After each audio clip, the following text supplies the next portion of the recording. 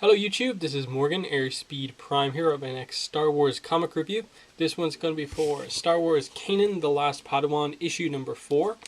It just came out on Wednesday, finally have it.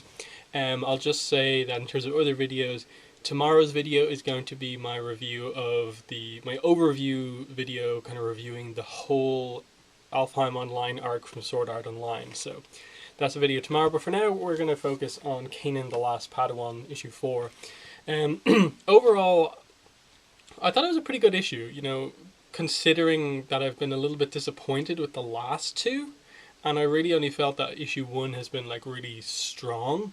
This one feels like a kind of middle ground between the two. I still think issue 1 is the best, but this one kind of links in a little bit more to that. It feels like it's kind of capturing what this whole story is actually about a lot better than it did the last two. And fundamentally, I think what it is just that Kanan found a kind of place where he felt like he belonged on the battlefield in the Clone Wars with his master, with the clones who he saw as allies, and then that was taken away from him and now he's on the run. And he's looking for someone to kind of be his master now, looking for this kind of friend to just get some stability back into his life after everything he's known for so long has just kind of disappeared. And the way we left it last time around was that he found that in Casimir, but apparently at the cliffhanger at the end of that was that Casimir betrayed him.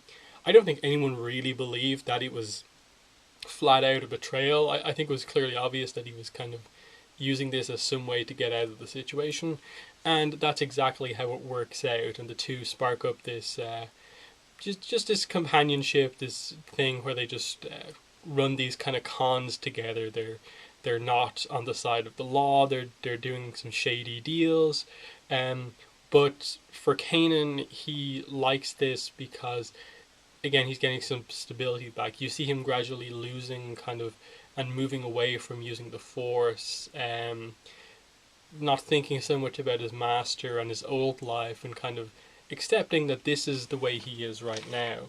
They resolved the other stuff fairly simply. It's just that, Casimir breaks him out just before the clones come. Like the big thing with this issue is that what is it? It's Commander Gray and Captain Styles, the two main clones from the first issue, are back.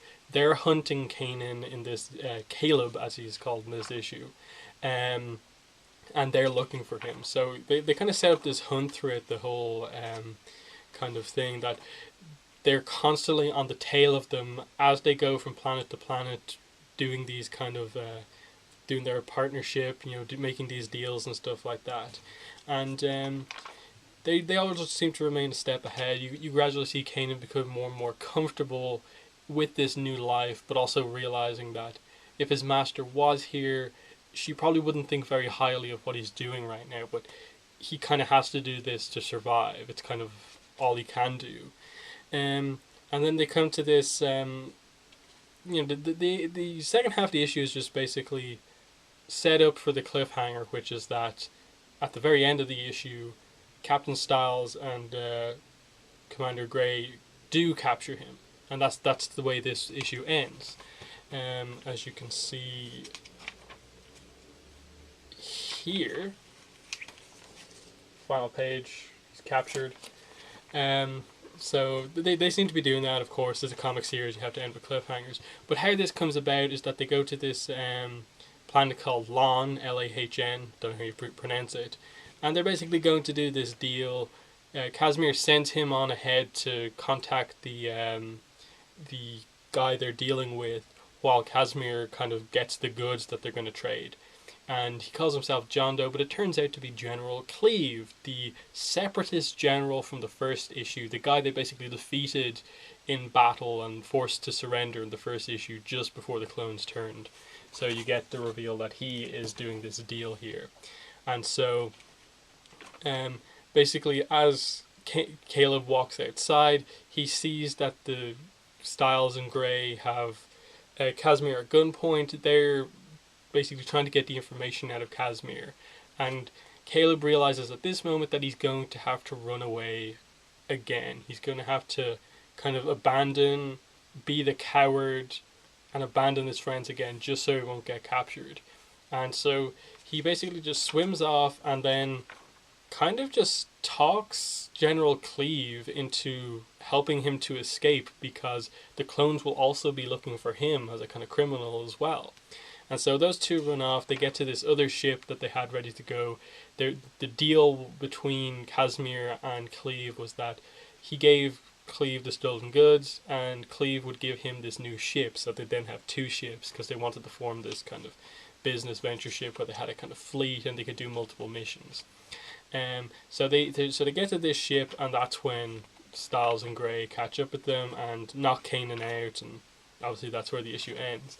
Um, it was better than the last two issues. I think the last two issues were just kind of crazy fast paced, plot over character 100%.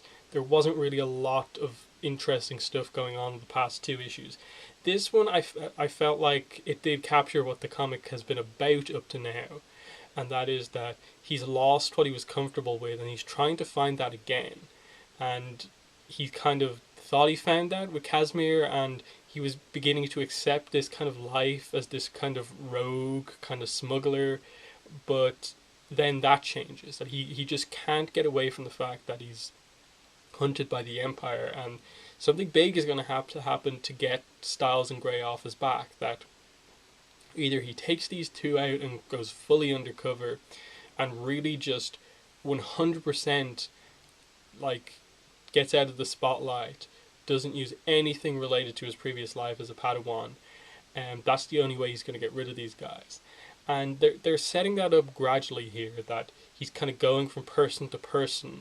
He's able to kind of get people on his side, even though, like with Cleve, they were on opposite sides of the war, and he still manages to get help from this guy. Like that's a cool sign for his character, but it's so quick. Like I'm kind of wondering with Casimir, like, am I meant to in any way care about this guy? Like he's on the cover. Casimir is on the cover of this issue. Is he just this character who's here for just this issue? Is he just meant to be a minor character that was a kind of a footnote in Kanan's life, or is he going to come back at some point? I don't really know, because they haven't focused on him that much. They've made it clear that kind of he's important to Kanan because he has been the first kind of friend. They make a big deal about that. It's throughout the issue. Kanan's dialogue is like, when he first joins up with Casimir, I guess I'm leaving with my, and then quote unquote friend, and then later on, after they kind of do a montage of some of the stuff that they've been through, he actually does call him a proper friend. So it's clear that he's important, but the way that he kind of abandons him, is that meant to be this weird thing where Kanan is afraid to fight or unable to confront? But I'd almost like it if that they kind of brought it up that maybe to some extent he doesn't want to kill Gray and Styles because he knows they're his friends or something like that in the past. Maybe that's a thing, but I'm not really sure. I doubt it just because of the way the actual scene with the clones went down. But, it's interesting enough. I don't know what they're going to do with Cleve. Like, is Cleve meant to be important? I'm not really sure. Like, they're bringing back all these characters that seemed like they were only going to be in the first issue, but then they end up being important to Kanan. But I'm not really sure. I think there's only 2 issues left of this arc before they switch to the second arc of Kanan, which is going to be set. It's going to basically, this is his last tale as a Padawan. This is how Caleb becomes Kanan, and the rest of the series, I think from issue 7 onwards, is going to tell the story of basically Caleb as a Padawan. They're going to start from basically the start. He is chosen by Neferbalaba as his Padawan. These are the missions that he went on that lead up to Order 66 eventually happening. He was picked fairly late as a Padawan, so we don't have a massive amount of stories to tell with him. But again, it is a kind of mini-series, so I like that they're going down that road, and I kind of like that there is only 2 issues to go just to find out, I suppose, how he becomes Kanan. And I think that's probably going to be the big thing by the end of like issue 6, where he gets that name from. specifically. I really do want to know that. Kanan Jarrus compared to Caleb Doom. Like, where exactly does he get that from? And obviously, there's kind of hints here and there. Like, he kind of goes for a name beginning with K, and then the second name beginning with J, and then I think it's what's Casimir's name? They say it somewhere here. They give his full name somewhere. I, maybe I'm thinking too heavily about this, but it's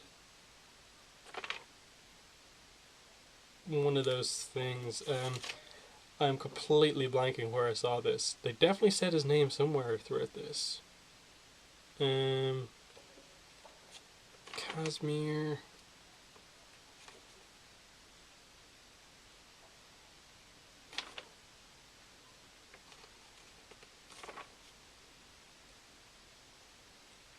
Yeah, Janus Casimir. So his name is, JK, and then Kanan's name is KJ. And there's a few similarities with some of the letters. Maybe that's where the name comes from, Kanan. But I'm not really sure about that. Maybe kind of Casimir dies trying to save him or something like that, and it's an important character to him that he was willing to do that. But I'm not sure. I think the only problem I really have with this issue is that it doesn't quite hit the emotional beats it's trying to hit well enough. It's just kind of like, okay, are you invested in Casimir? Are you invested in General Cleve? Do you care about Gray and Styles and what's going on there? I'm not really sure. Right now I'm just kind of like, okay, this is an important story to tell, just how he escaped Order 66 and ends up in Star Wars Rebels. And I suppose the idea that they're kind of leading towards is that he finally finds that kind of proper stability slash what he's meant to do with the Ghost, with meeting Hera in A New Dawn and stuff like that. And I suppose they're trying to... Kanan at some point will end with that moment where he ends up where A New Dawn starts. But that's been the review. Definitely in the comments if you read the issue, let me know what your thoughts were on the issue, or just my review itself. Other than that, obviously Star Wars Rebels is coming back, I think next month. I think they've just said fall. I don't know the specifics, so it's a month or two when Star Wars Rebels the show comes back, and next month we'll get issue 5. So you'll probably see me for issue 5 next month as the next Star Wars video. So thanks for watching the video, and bye.